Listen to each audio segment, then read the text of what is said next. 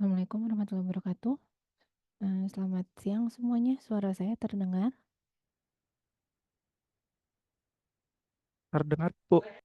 Oke, terima kasih.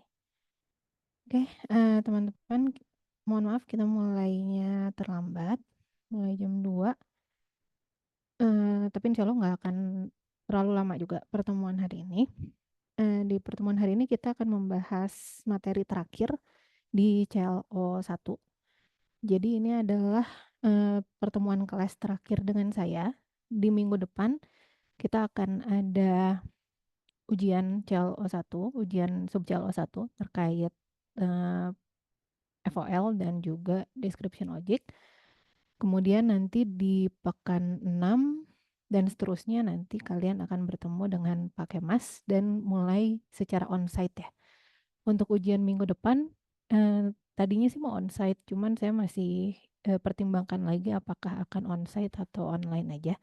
Mungkin nanti akan diumumkan di grup ya. Oke, sebelum kita masuk ke materi baru, masih terkait description logic, tapi ini terkait penalarannya. Kita bahas dulu tugas minggu lalu. Jadi tugas minggu lalu itu ada 2 nomor. Intinya yang pertama itu kalian diminta untuk merepresent atau mentranslasikan kalimat bahasa manusia ke description logic. Dan yang kedua itu terkait semantiknya.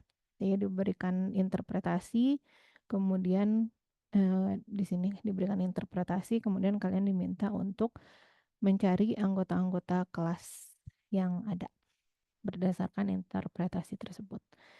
Nah, yang pertama ini juga ada beberapa tipe soal sebenarnya, cuman saya ambil salah satu contoh aja. Misalkan yang ini, di sini em, kalian diminta untuk menuliskan kalimat-kalimat dari A sampai D ke dalam bahasa description logic. Dan yang pertama, tulis definisinya dulu dari konsep dan juga relasi atau role yang digunakan. Kenapa definisi ini penting? Karena em, semua translasi itu pada akhirnya bergantung pada definisi yang kalian gunakan. Kemudian di sini yang A, misalnya semua pengajar di perguruan tinggi merupakan guru. Berarti kita bisa punya kelas pengajar, di mana kelas pengajar ini adalah eh, kelas dari objek-objek yang merupakan pengajar, misalkan. Terus ada juga guru. Guru ini bisa jadi kelas, yaitu kelas dari objek-objek yang merupakan guru. Berarti semua pengajar di perguruan, oh sorry, ada lagi ya. Ternyata ada ininya. Semua pengajar di perguruan tinggi. Berarti kan ada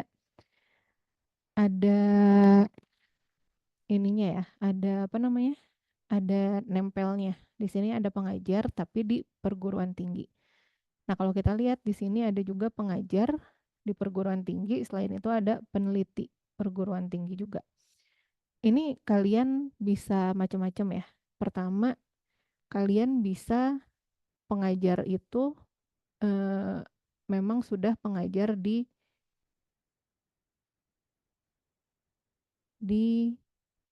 perguruan tinggi. Misalnya ini memang sudah definisi dari kelasnya. Atau opsi lain bisa juga kalian punyanya itu misalnya eh, kelas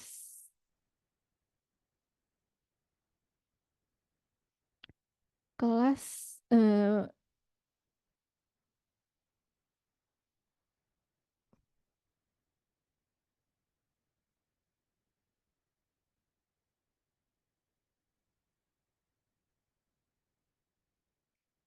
misalnya bukan kelas ya, sorry. Ini relasi.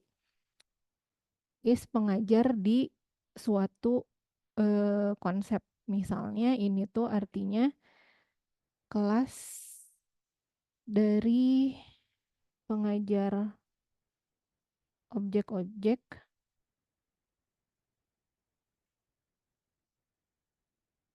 yang merupakan pengajar di C, misalkan. Di mana C itu adalah suatu konsep. Sedangkan is pengajar itu berarti suatu relasi. Oke, jadi kalau relasi berarti ada dua individu seseorang menjadi pengajar di mana kayak gitu. Mana yang kalian gunakan terserah. Yang penting nanti si translasinya akan bergantung pada definisi yang digunakan. Misalnya kalau kita pakai yang ini, berarti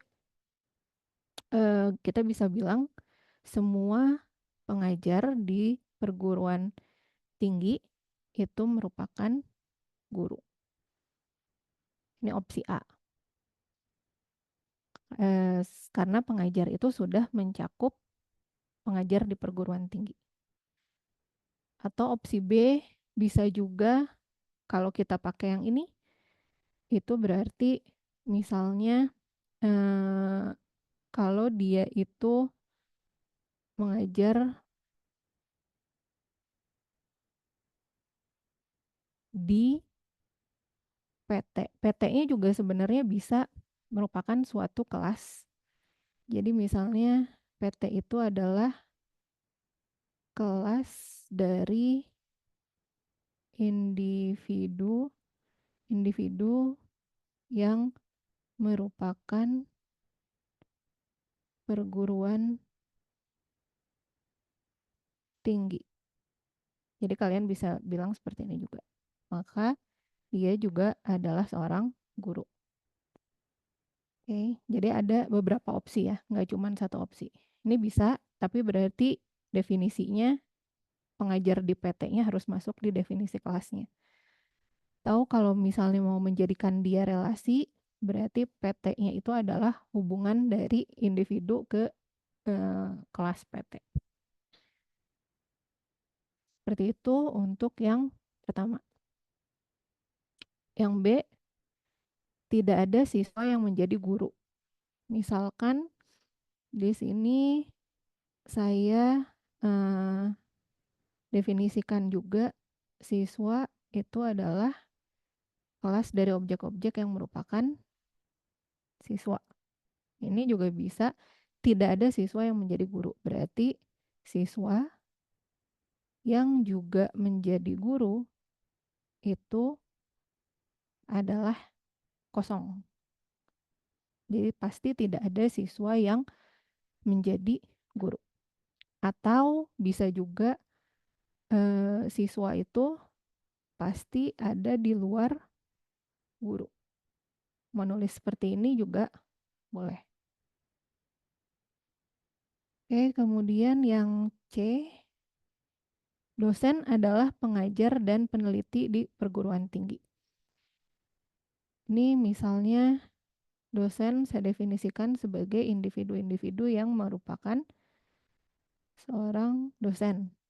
Berarti kita punya dosen. Adalah berarti ekivalensi. Pengajar dan peneliti di perguruan tinggi. Di sini kalau saya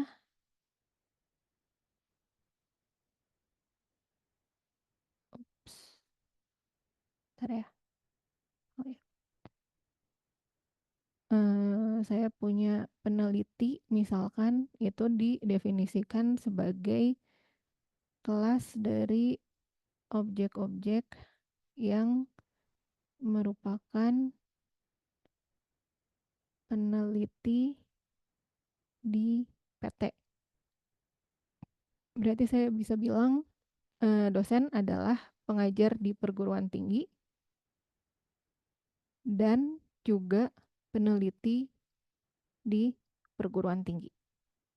Atau opsi lain, lagi-lagi saya punya is peneliti C, yang artinya adalah kelas dari objek-objek yang merupakan peneliti di kelas C. Berarti kalau seperti ini saya bisa punya misalnya eh, pengajar pengajar di PT dan juga peneliti di PT misalkan. Dia tidak ada jawaban unik ya, tergantung definisi yang kalian gunakan. Tidak ada peneliti yang menjadi pengajar. Nah ini kalau misalnya kalian menggunakan ini sebagai definisi, ini tidak bisa dipakai untuk ini karena yang ini itu sudah di lock, dia harus penelitinya itu di perguruan tinggi. Ini juga pengajarnya dia sudah di lock, dia itu pengajarnya di perguruan tinggi. Jadi untuk ini karena tidak dibatasi di perguruan tinggi, kalian harus membuat definisi baru. Tapi kalau saya pakai ini, itu bisa langsung dipakai. Karena peneliti kan berarti dia merupakan peneliti di suatu tempat kan. Terus pengajar juga berarti dia pengajar di suatu tempat. Berarti untuk yang D, saya coba langsung pakai opsi yang kanan aja ya. Bentar. Hmm,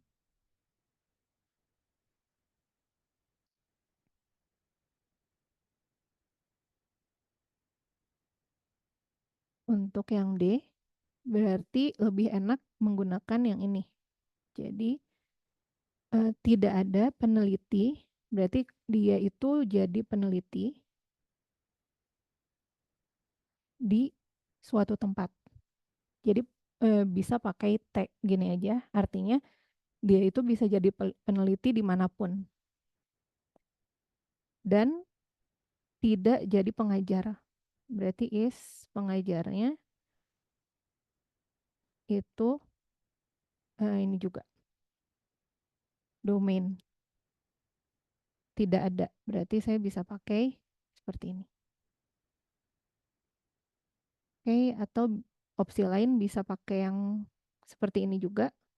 Jadi saya bilang peneliti T itu subset X dari dari eh, pengajar, pengajar T, pengajar T. Oke, sampai sini ada yang mau ditanyakan? Ibu, saya mau bertanya, boleh nggak? Boleh, boleh. Bu, pertanyaan saya kalau misalkan untuk yang tanda T terbalik itu harus diikuti dengan ekivalensi ya, nggak boleh yang kayak eh, apa yang bentuk siku kiri kotak yang kayak di bagian B itu, yang sebelah kanan. Oh, yang gini ya? Iya, kalau Oke. yang kosong nggak boleh pakai itu ya, Bu, apa gimana? Boleh aja, cuman misalnya dosen, misalnya saya bilang gini ya, gini, gini ya contohnya ya, Iya, bener Bu. nggak? Misalkan kayak siswa dan guru terus kayak gitu pakai yang sebelah, yang T terbalik. Oh, oke, oke, oke.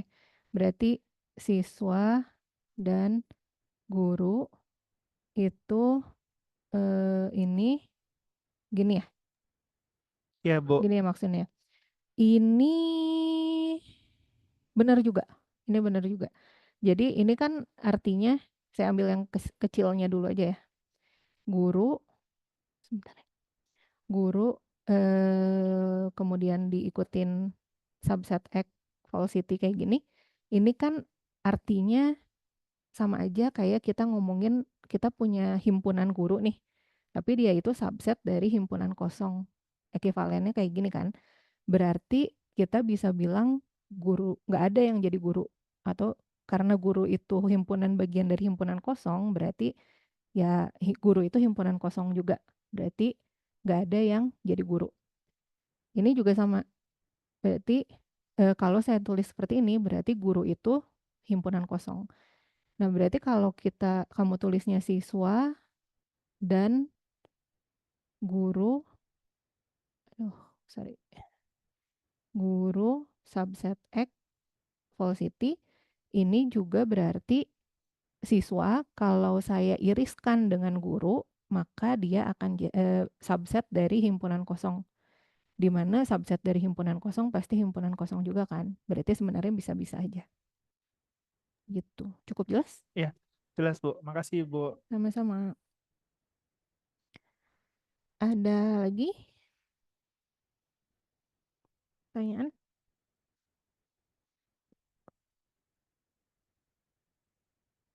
Ada ya. Next di soal yang kedua.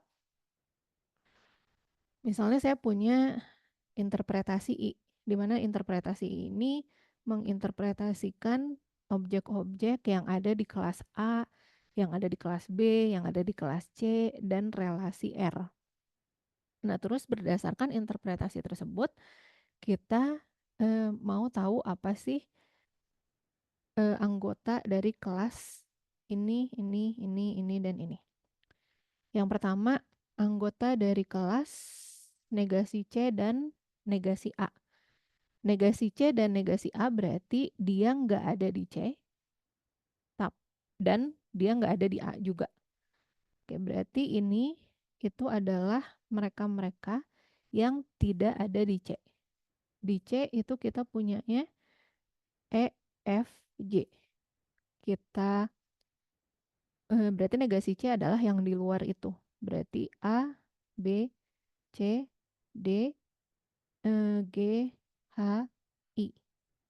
Kemudian ada dan di sini. Ini kan setaranya sama dan, berarti irisan. Kita iriskan dengan mereka-mereka yang tidak ada di A. Nggak ada di A. Berarti kita iriskan dengan A, D, E, G, H, I, J. Dan dari sini kita cari irisannya berarti yang ada di dua-duanya. Itu berarti adalah A, D, G, H, dan I. Oke. Jadi tidak ada di A dan tidak ada di C juga. Kemudian yang B, kalau yang B ini bisa kita lihatnya sebagai himpunan A digabung dengan negasi B digabung dengan C. Kita lihat kelas A itu isinya adalah B, C, F. Negasi B itu adalah yang enggak ada di B, itu ada A, D, E, F, I. Ini ya. Ya.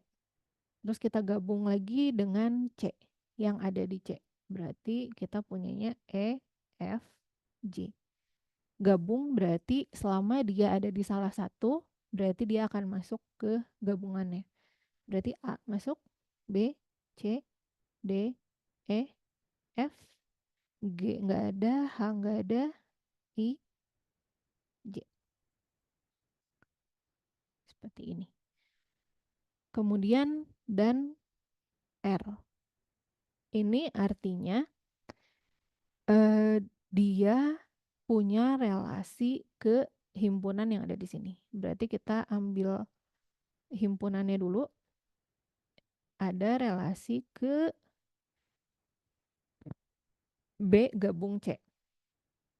B itu adalah B, C, G, H, J gabung negasi C yang tidak ada di C. Berarti ada A, B, C, D, G, H, I.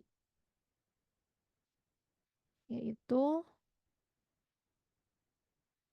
ada relasi ke gabungannya. Berarti ada relasi ke A, B, C, D, G, H, I, J. Jadi di sini adalah kelas dari individu-individu yang punya relasi ke A atau B atau C dan seterusnya. Nah, di sini kita lihat yang punya relasi ke A ada nggak?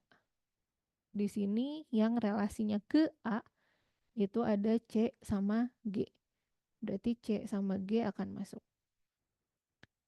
Kemudian yang punya relasi ke B, di sini ada A dan H. Berarti A sama H juga masuk. Kemudian yang punya relasi ke C, di sini ada A aja. Berarti A masuk, sudah masuk. Yang punya relasi ke D, itu ada A aja. Berarti di sini A-nya udah ada. Yang punya relasi ke G, di sini nggak ada relasi ke G-nya. Yang punya relasi ke H, di sini nggak ada juga. Yang punya relasi ke I, di sini nggak ada juga. Yang punya relasi ke J juga nggak ada. Berarti inilah eksis R, B gabung, negasi C. Selanjutnya yang D, ini berarti for all R, negasi C. Berarti for all R untuk himpunan dari individu-individu yang tidak ada di C. Berarti saya punya A, B, C, D, G, H, I. Oke, ini berarti artinya adalah individu-individu yang kalau dia punya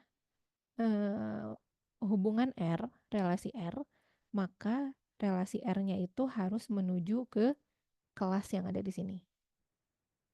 Jadi kita lihat kalau tadi di sini kalau saya pribadi sih anaknya ngelihat dari tujuannya. Kalau untuk for all, kalau saya lebih suka ngelihat dari depannya. Jadi kita lihat A. A ada tujuannya ke B, C, D. B, C, D semuanya anggota himpunan yang kita maksud. Berarti A akan masuk ke sini. Oke. Kemudian B. B di sini tidak ada relasi kemana-mana. Berarti B juga akan masuk. C ada relasi ke A dan A merupakan anggota himpunan. Makanya C juga akan masuk. D ada relasi ke J, tapi J bukan anggota himpunannya. Berarti D nggak masuk. E ada relasi ke F, F juga bukan anggota himpunan. Berarti E nggak masuk juga. F nggak punya relasi kemana-mana. G punya relasi ke A dan A anggota himpunan. H punya relasi ke B dan B anggota himpunan.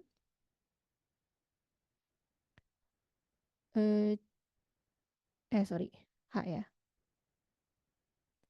I nggak punya relasi kemana-mana. J juga nggak punya relasi kemana-mana. Jadi kita punya ini untuk yang D. Yang E kalau ada nested berarti kita kerjakan yang dalamnya dulu. Di sini berarti saya harus cari gabungan dari AB-nya dulu. Gabungan dari A, B berarti yang ada di A atau ada di B. Itu ada B, C, F, G, ups.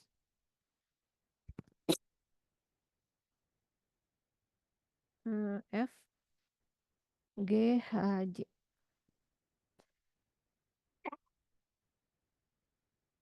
Seperti ini ya.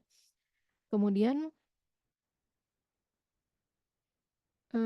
di sini kita cari dulu yang ada relasi ke setidaknya salah satu yang ada di sini. Yang ada relasi ke B, di sini ada A sama H. Yang punya relasi ke C itu ada A. Udah ada di sini. Yang punya relasi ke F itu ada E. Yang punya relasi ke G di sini nggak ada. Yang punya relasi ke H di sini juga nggak ada. Yang punya relasi ke J di sini ada D. Oke, kemudian Selanjutnya kita cari yang punya relasi ke A atau H atau E atau D. Yang punya relasi ke A, kita lihat di sini ada G sama C. Yang punya relasi ke H, di sini nggak ada. Yang punya relasi ke E, itu nggak ada. Yang punya relasi ke D, itu ada A aja. Berarti saya punya seperti ini. Oke, untuk soal yang kedua ada pertanyaan?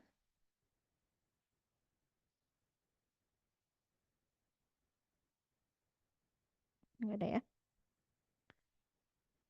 Oke, sebelum kita lanjut ke materi selanjutnya, silahkan persiapkan dulu My Tell You-nya.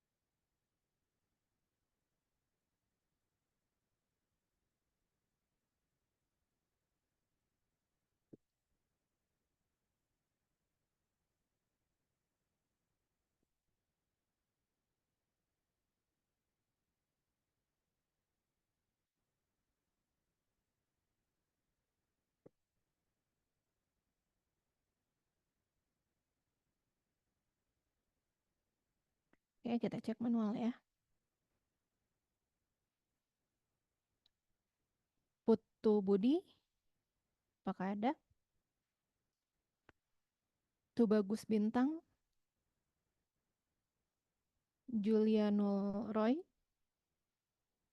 Muhammad Ansar, Muhammad Dafa Adima, Irfan Ardiansyah. Hadir Bu. Metalius error. Oke. Danu Trias, Hasan Ali,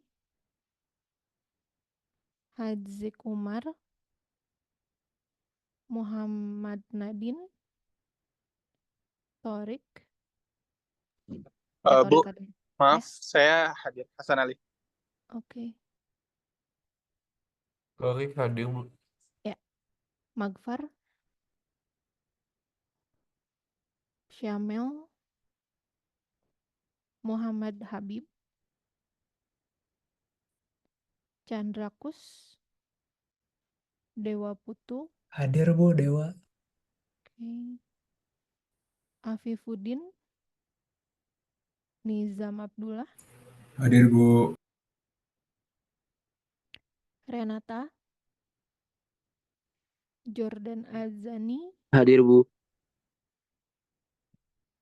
Raden Ananta, Hadir, Bu. Alvaris, Hadir Bu Alvaris. oke. Fahrul Azati, Mustafa Gulam, Farrazati hadir, Bu. oke. Shalom Delano, Rizal Hidayat Putra, Naufal Alfarisi, Permisi Bu, Noval hadir tadi Bu. Shalom hadir Bu. oke. Dan Muhammad Hermawan. Hadir Bu. Yang tidak hadir, Rizal Hidayat Putra, Mustafa Gulam, Renata, Afifuddin, Chandrakus, Muhammad Habib, Syamel, Magfar, Muhammad Nadin, Hadzik, dan Nutrias, Muhammad Dafa, Muhammad Ansar, Juliano, Putu Bagus Bintang, Putu Budi. Udah ya. Oke, kita lanjut ke materi kita Bu, selanjutnya yang ya. Renata hadir, Bu. Renata.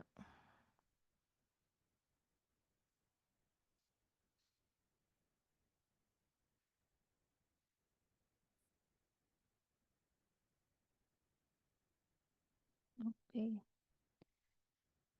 Kita masuk ke materi selanjutnya itu terkait penalaran. Masih di description logic tapi lebih ke penalarannya.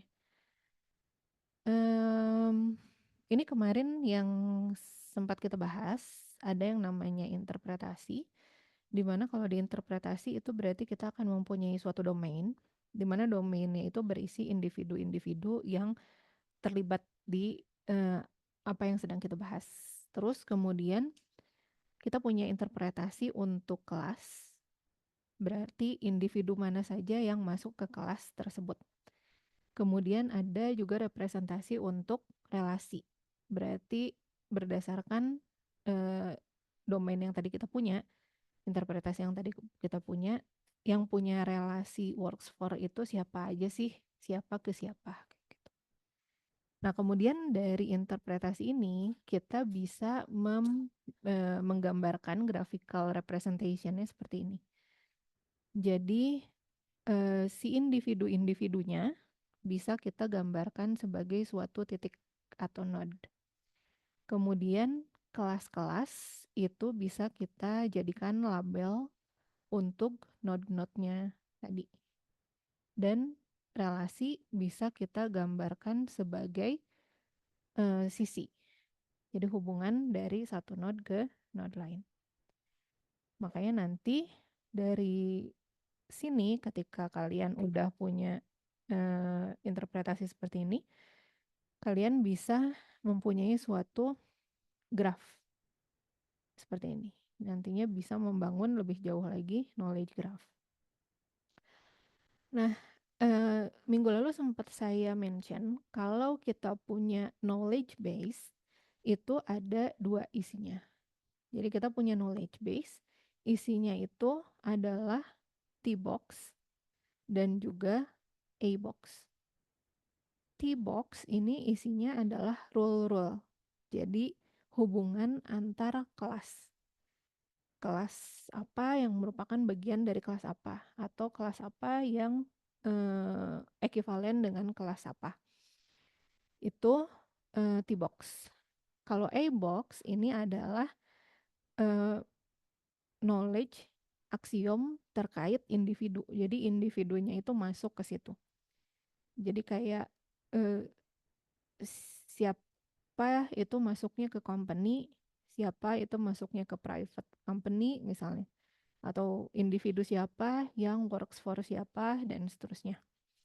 Jadi kalau A-box itu ada individu yang tertulis di sana. Sedangkan kalau T-box itu rule general. Contohnya seperti ini. Jadi kita punya hubungan antar kelas. Dan antar kelas di sini bisa jadi saya punya operator seperti ini ya. Ini A-box. Nah, di sini kalian bisa lihat ini adalah individu-individu yang kita punya. Dan di sini dijelaskan individu tersebut dia masuknya ke kelas mana.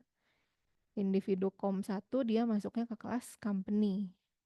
COM2 masuk ke kelas company dan juga incorporation. Hugo masuk ke kelas person, Betty masuk ke kelas person dan juga employee. Terus saya bisa mendefinisikan relasi juga. Jadi Mary Com itu ada di relasi works for. Berarti Mary works for Com1. Hugo works for Com2. Betty works for Ounce Com2. Mary Ounce Com2. Oke, jadi A-box bedanya di sini kita punya individu-individu di sini dan kita memetakan individu tersebut ke kelas-kelas atau ke relasi. Sedangkan kalau T-box itu adalah hubungan antara dua kelas.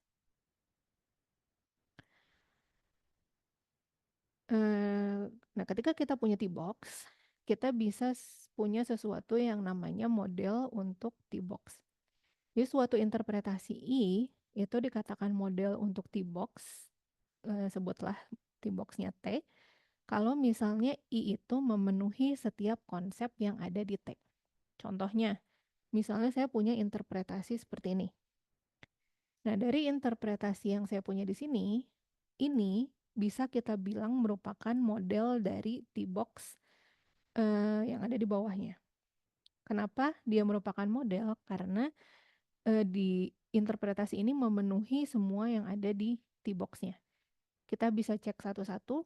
Di T-box dia klaim semua employee itu adalah person. Berarti kita lihat employee itu M. Berarti semua employee, artinya M, itu dia klaim bagian dari person. Di mana person itu adalah M dan juga IT. M itu subset dari M dan IT. Ini kan sesuatu yang benar. Berarti rule pertama dipenuhi oleh interpretasinya. Kemudian kita lihat incorporation harusnya dia subset dari negasi person. Di mana berdasarkan ini, incorporation itu adalah C7 subset dari negasi person. Tidak ada di person. Berarti karena personnya itu MIT, berarti negasi MIT-nya adalah C6 dan C7. C7 bagian dari C6 C7. Ini juga sesuai. Employee berarti M harusnya bagian dari works for company. Bagian dari mereka-mereka yang bekerja untuk company. Company itu adalah C6 C7 IT. Yang works for C6 atau C7 atau IT itu adalah M dan juga IT. M sebagian dari MIT ini juga sesuai. Kemudian works for company berarti dia harus bekerja untuk company sama kayak tadi ya. Ini adalah M dan juga IT. Harusnya dia bagian dari person. Person adalah MIT. Berarti sesuai juga. Dia memang sub bagiannya.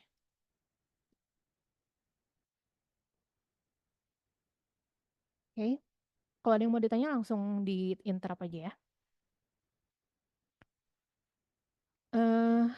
Kemudian di sini contoh lain.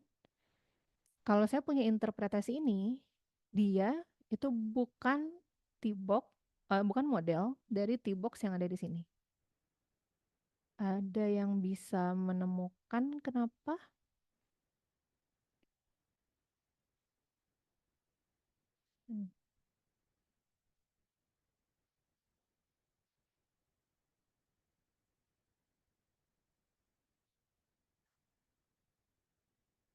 Kita lihat satu-satu employee. Employee ini berarti M harusnya subset dari person. M, IT. Ini sesuai. Incorporation itu C7. Ini harusnya subset dari negasi person yang ada di luar person. Itu berarti C6 dan C7. Ini juga sesuai. Employee ini berarti M harusnya subset dari mereka-mereka yang works for company. Works for C6, C7 atau IT berarti kita punya M dan IT. Ini juga sesuai. Works for company M dan IT itu harusnya subset dari employee, di mana employee kita punyanya adalah M. Yang ini tidak sesuai. Makanya karena konsep ini tidak sesuai, maka dia tidak terpenuhi oleh I. Jadi I bukan model dari T-box yang kita punya di bawahnya.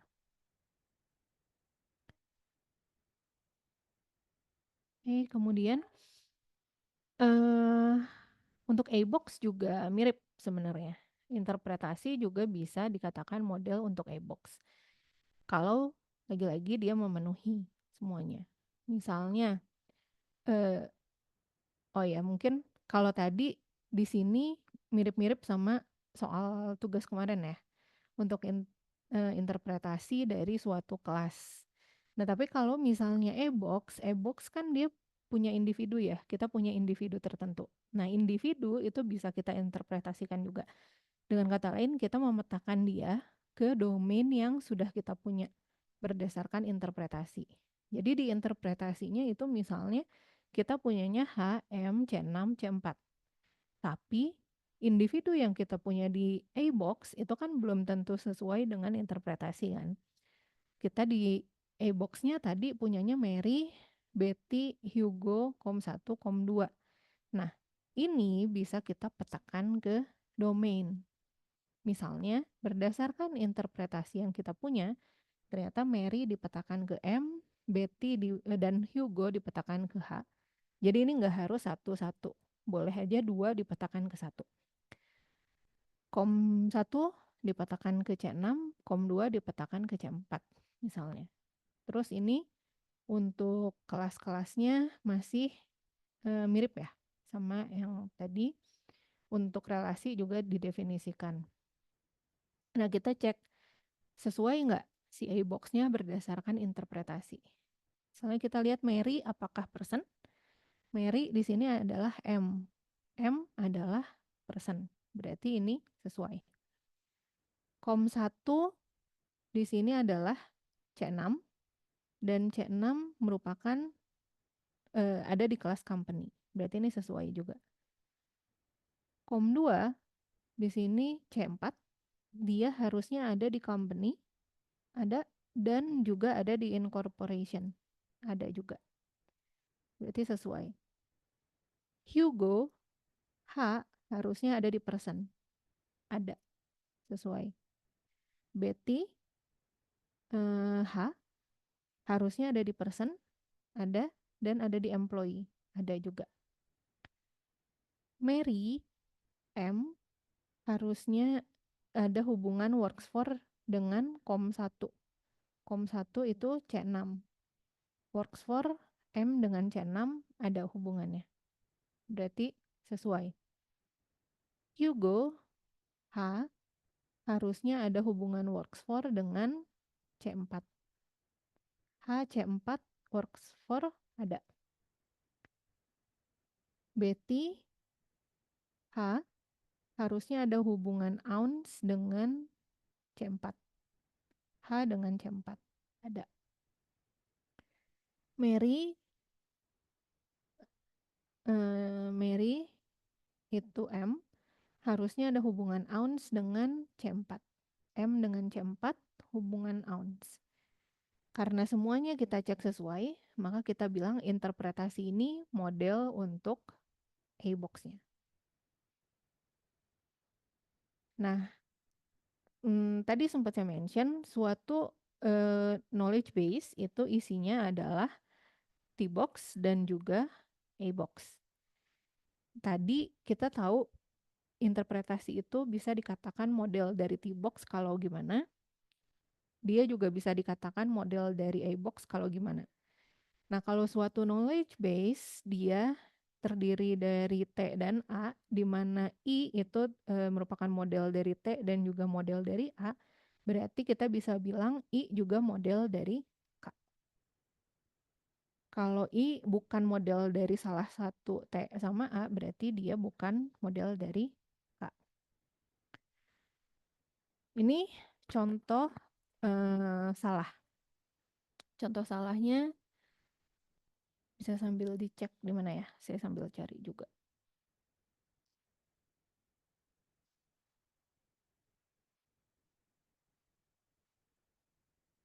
Oke. Di sini misalnya saya punya company harusnya subset dari negasi person.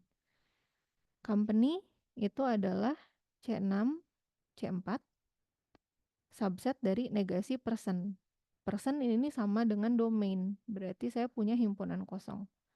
Ini artinya C6, C4 subset dari himpunan kosong, ini kan salah.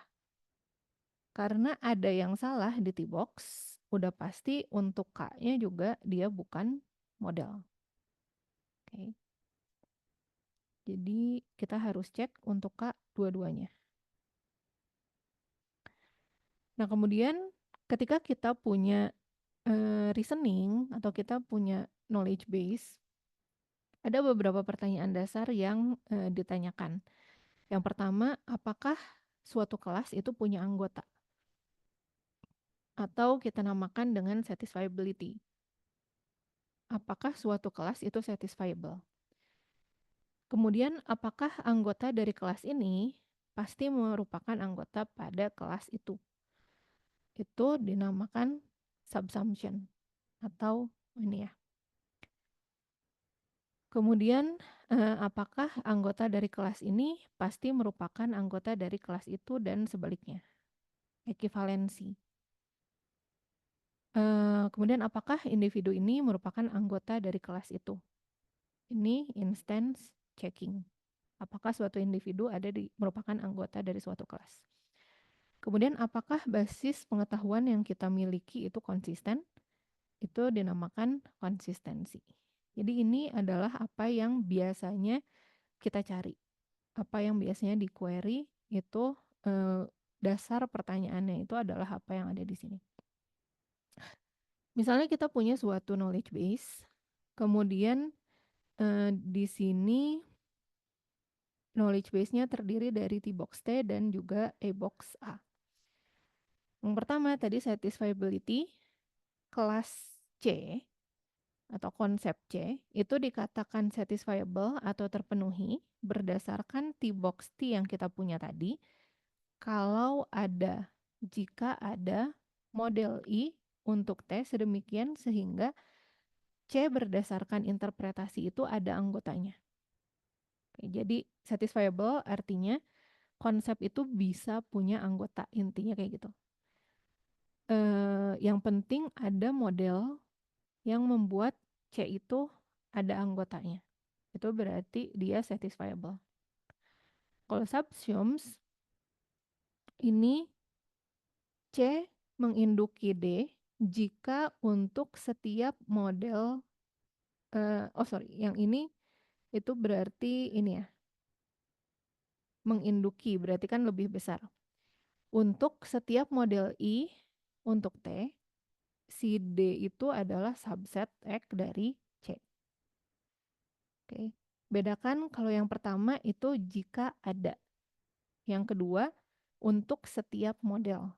Berarti dia harus berlaku untuk semua model yang mungkin. Biasanya kalau menginduki itu dilihat dari penalaran si rule-nya. Oke. Ekivalensi itu berarti kurang lebih C subsums D, tapi D juga subsums C. Oke, kemudian konsisten. Kalau konsisten, selama ada model untuk knowledge base-nya, berarti dia itu konsisten. Kemudian instance. X merupakan anggota dari konsep C berdasarkan si knowledge base-nya.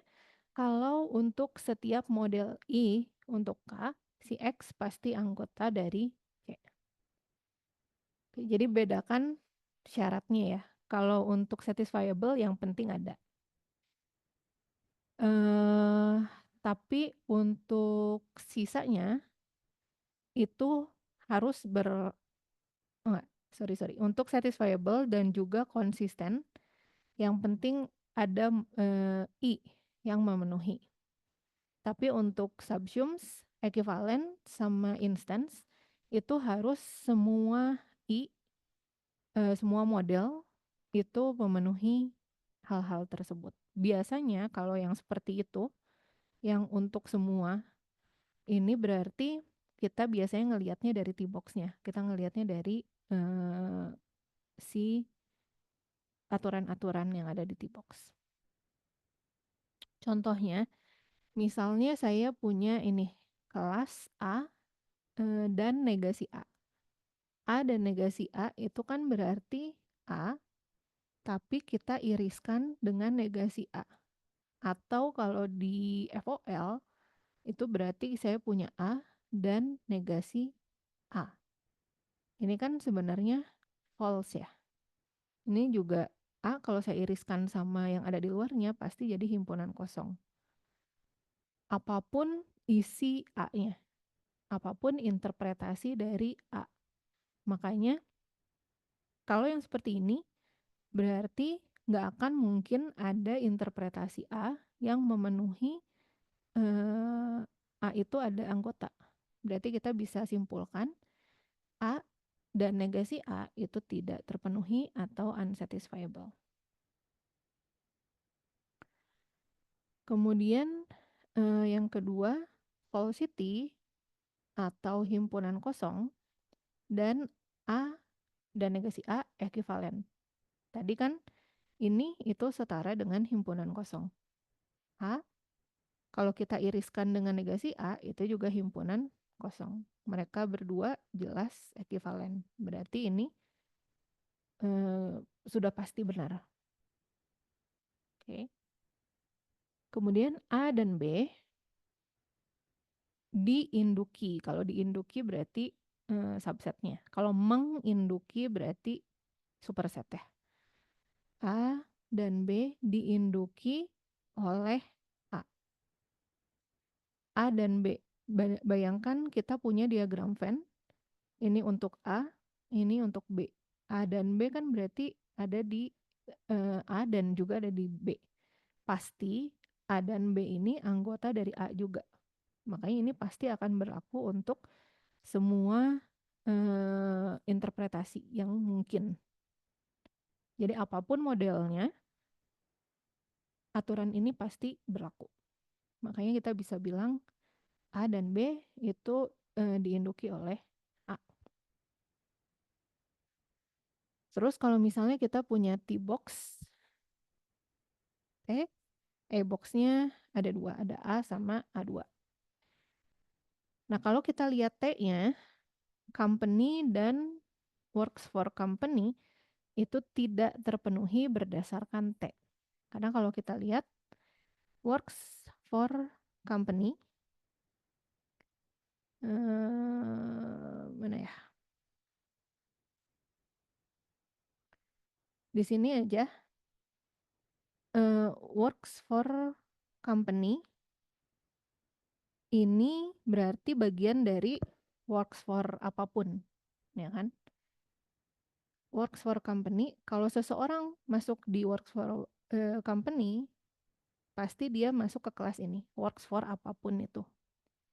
Berarti kalau dia works for company, dia masuk ke sini, berarti dia akan masuk ke person. Berarti works for company ini akan masuk ke person juga. Jadi saya tulis ya. The works for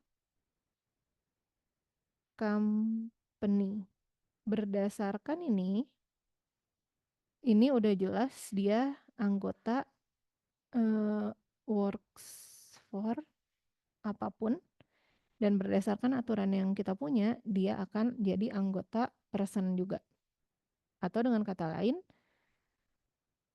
works for company ini pasti bagian dari person. Tapi kalau kita lihat di sini, company itu bukan bagian dari person. Berarti ada suatu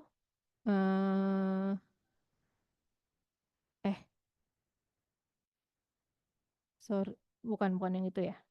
Bentar. Company.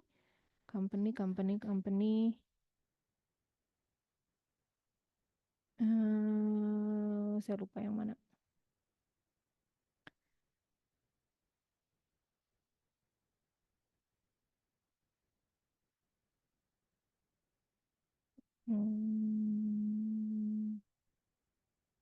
Bentar ya, saya lupa ini yang mana. Company dan works for company. Oh iya benar. Berarti company, kalau saya iriskan dengan works for company,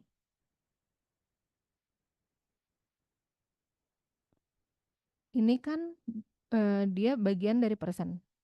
Sedangkan company itu bukan bagian dari person. Jadi sudah pasti tidak ada anggotanya.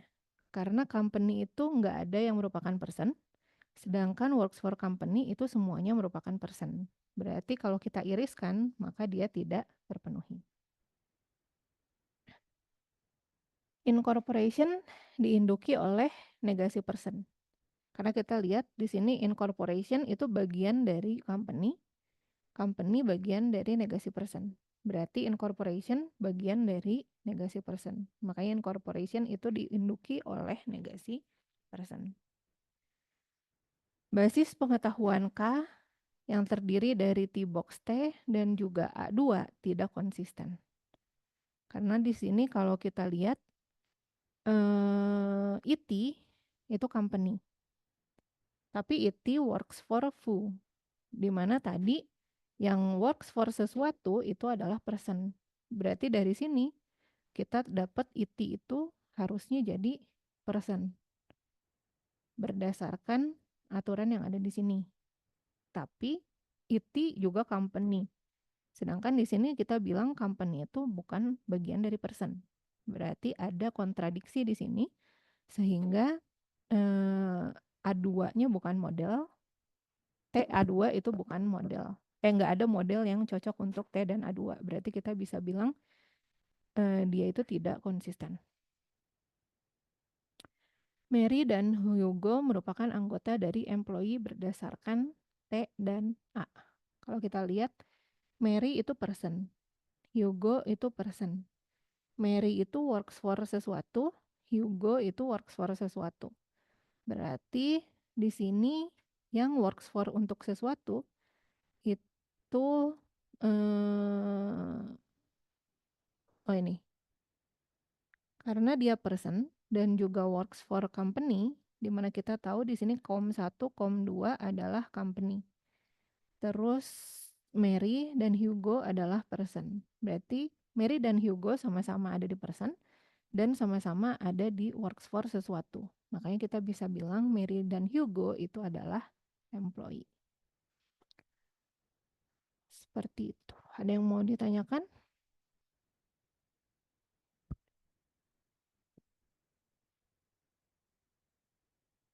Ada ya. Ini ada hubungan antar permasalahan penalaran. Jadi misalnya kita punya knowledge base K, isinya itu adalah T dan juga A. Dia itu basis pengetahuan, kemudian kita punya C dan D itu konsep, dan X itu adalah individu. C pasti diinduki dirinya sendiri. Jadi ini adalah aturan yang umum. C itu subset X dari dirinya sendiri. Ini kan sudah pasti ya. Kemudian kalau C diinduki oleh D dan D diinduki oleh E berdasarkan T-box-nya, maka bisa kita simpulkan C diinduki oleh E. Ini juga sama kayak sifat himpunan yang biasa.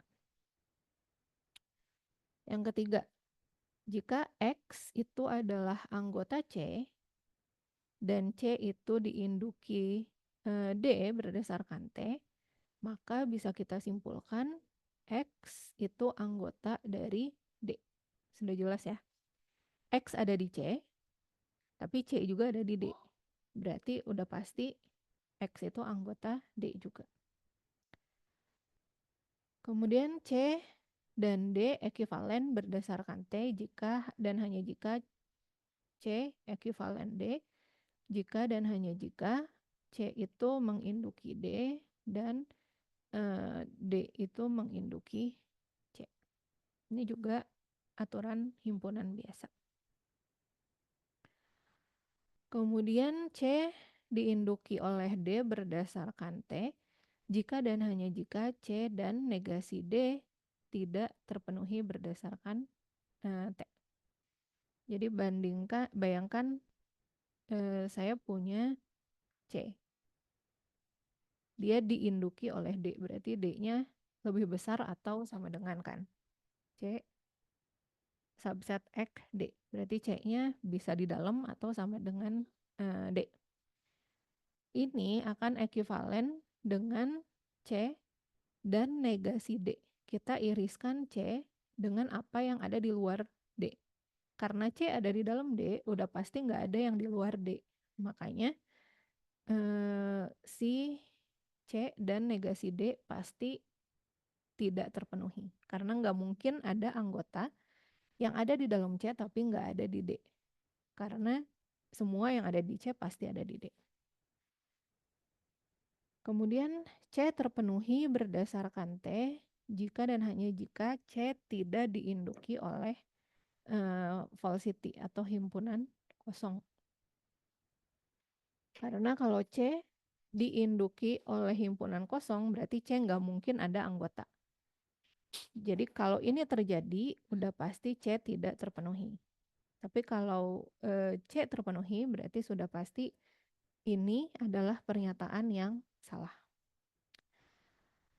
Kemudian C terpenuhi berdasarkan T jika dan hanya jika T X C konsisten. Ini tuh maksudnya adalah di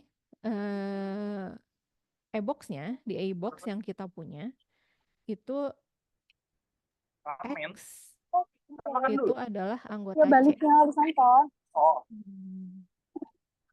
Jadi X anggota C itu ada di e-box-nya.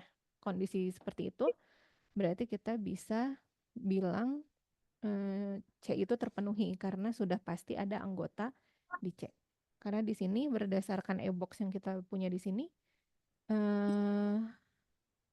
X itu anggota dari C. Jadi kalau dia konsisten dalam artian punya model, berarti C terpenuhi.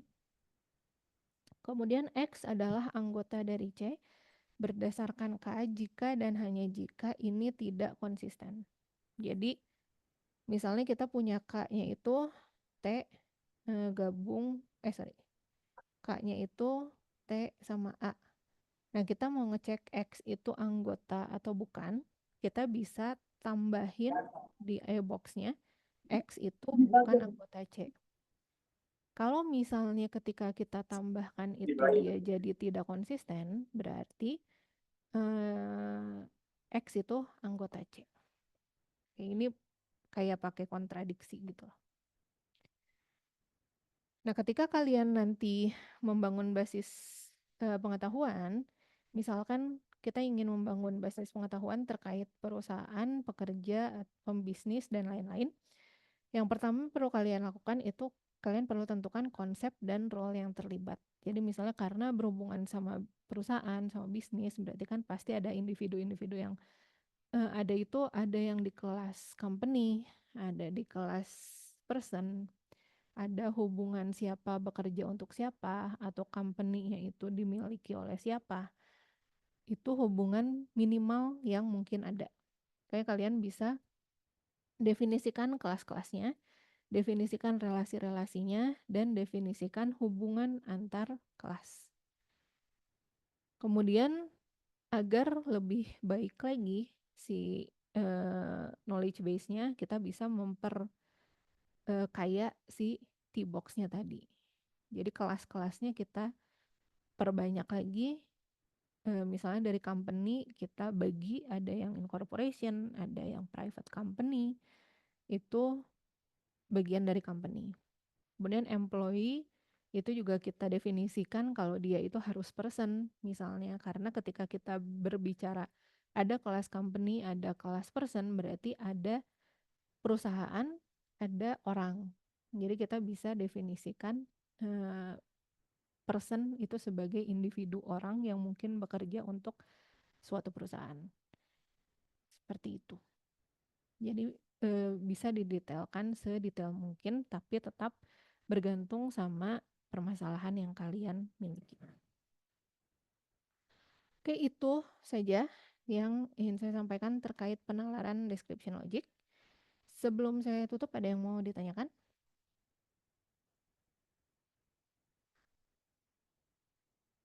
Aman ya. Untuk tugas minggu ini kalian bisa cek di LMS. Untuk kali ini tidak esai, hanya Jangan lupa multiple answer kalau nggak salah. Dan soalnya cuma dikit. Jadi kalian bisa coba kerjakan dan dikumpulkan atau disubmit maksimal hari Senin. Kemudian reminder di minggu depan kita akan ada ujian sub CLO yang pertama. Materinya terkait first order logic, mulai dari sintaks dan juga penalarannya. Description logic mulai dari sintaks semantik dan juga penalarannya juga. Itu ujiannya di minggu depan. Di minggu depan kita akan ujian. Saya masih belum tahu akan online atau onsite, tapi akan saya umumkan di grup kemudian. Kemudian di minggu ke-6 itu nanti kalian akan bertemu dengan Pak Kemas. Mulai dari minggu ke-6 sampai akhir. Dan mulai dari minggu ke-6 itu defaultnya onsite. Oke, jadi di 7.11. Itu saja dari saya. Kalau misalnya ada yang mau didiskusikan nanti bisa nyusul via chat aja. Terima kasih semuanya. Jangan lupa kerjakan tugasnya. Saya tutup. Assalamualaikum warahmatullahi wabarakatuh. Terima kasih Bu, selamat sore. Sore. Bu, maaf Bu, saya tadi belum absen Bu. Bentar.